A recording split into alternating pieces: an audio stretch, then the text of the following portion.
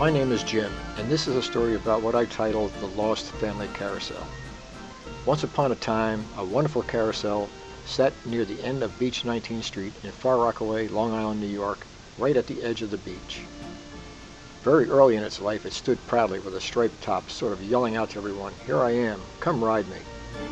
You can see it here in this 1946 photo with its fancy top and protective canvas sides pulled down.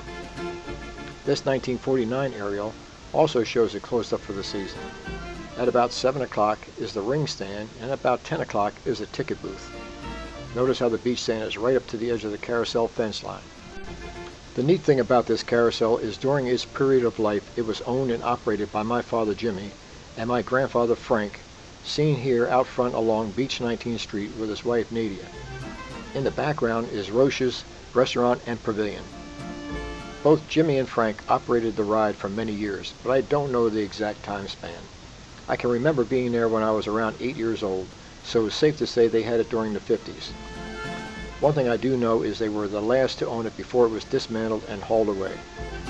Let's look at the photos discovered to date, reminding me of those happy days back when I was a young boy.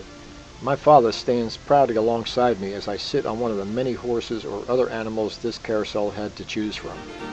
Look at those reindeer in the row behind me. For the most part, there were 3 of each animal in each row, and at least one exception was a large stationary lion on the outside row with 2 jumbo horses on the inside rows. It was a magical time for me, as I'm sure you can understand. Imagine having all the free rides you could want as each of those summer days came and went. My stepbrother George, shown here on a smaller amusement ride park, and I would switch from one horse to another or choose to ride a giraffe, a lion, a ram, a reindeer, or just sit back and enjoy going around on the top seat of a triple-seat chariot. Although I got free rides, if you wanted a ride, you first had to pay my stepmom Ruth or one of the workers the 14-cent fare. Over the years, many family members came to marvel at this great merry-go-round, as many of us called it. In this photo are from left to right my father Jimmy, my Aunt Hattie, my Uncle Bill, and my grandfather Frank, and my great-uncle Bill. Here my stepmom is holding my sister Janet on sort of a black stallion. And here they are again about a year later, getting a ride on one of the 3 stationary giraffes. During another visit, my grandfather Joe, grandmother Sophie, and my Uncle Harry came to see my father Jimmy. Here my father holds my little sister Janet near one of the heavily carved chariots. More chariot detail can be seen here in this photo of my sister. Tom Naughton, my grandfather Frank, his wife Nadia, and my father stand in this photo. Look closely and you can see the protective canvas rolled up and secured in the top. The outer edge of light sockets are still intact, but the bulbs have been removed. The outer edge of light sockets have been completely removed, as you can see in this later photo of my stepmother, me, and my father. One thing that stands out in my mind is reaching way out to grab for the rings from a wooden chute that was arm's length away from the carousel. Every so often a brass ring was mixed in with the steel rings, and if you were lucky enough to get a brass ring, you got yourself a free ride.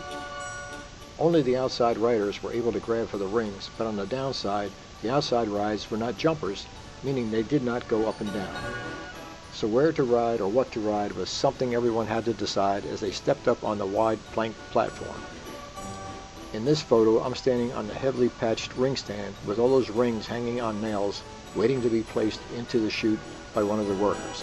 Here my father and I are by the ring stand with a pair of horned rams going around in the background. Other features of the carousel include the lead horse, which was usually more ornate than the others. Although I cannot remember any colors, one has to imagine how richly colored it was. This is my stepmom Ruth standing next to the lead horse. Compare that horse to this famous singer's horse. Here both my father and stepmom are at the same horse, again now looking a little more worn, revealing this picture was taken near the end of the carousel's operational life. This photo hints at the tail of the lion on the left and rams heading around on the right. In the background, my grandfather watches Mary being sung to with Joe Shea looking on. Now my father was a jack of all trades, and if something needed fixing, well, he just figured it out, as seen in this photo taken by my Uncle Harold when he visited. Boy, do I remember the sound of that bell ringing at the beginning and end of each ride. The bell would ring and I could feel the forward motion start along with the music. I would look up and watch the crank pull the horse up with a slightly jerky motion at first. As the speed picked up, the people standing on the outside would whiz by. I remember looking towards the center and seeing all those painted panels up between the wood beams. I'm sure you can imagine how to me this was truly a magical time. But it's all gone now. The property the carousel sat on was up for sale, so the carousel had to go. Some say it was auctioned off and shipped down to a southern state. Unfortunately, I never asked my father those questions while he was still with us, and none of my remaining relatives know what happened to the carousel. By 1966, the only thing left is a small scar of where the carousel once was located. Today, the same spot looks like this. All my effort to find anything about this carousel has resulted in the photos and information presented here. It's anyone's guess as to what happened to all the parts, and so with that, I declare the carousel to be lost.